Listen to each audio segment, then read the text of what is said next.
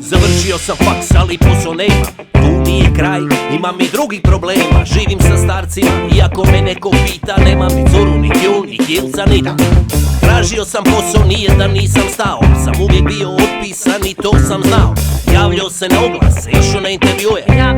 Kažu i u facu ti pljuje. Stari odavno ne radi, stara na minimalcu. Oboje nadrkani ko kurje oko na pauzu.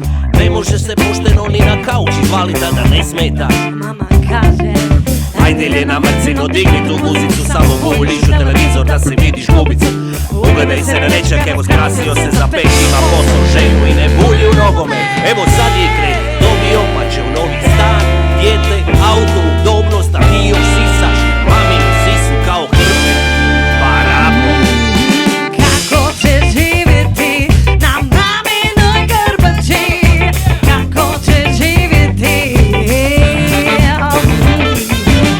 kako će živjeti na maminoj grbači, kako će živjeti.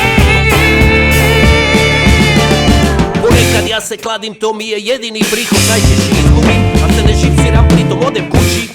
Lijepo sjednem u fotelju, upalim teko i pustim starce da imaju neki osjećaj me lovi.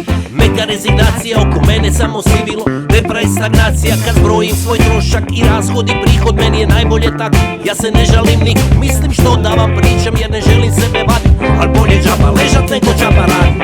Meni ne treba ništa, sasvim dobro mi je ovako. I kad razmislim malo, baš se naviknu plako. Imam za pit, jest, ostalo ne pitam. Osvojio sam master ligu,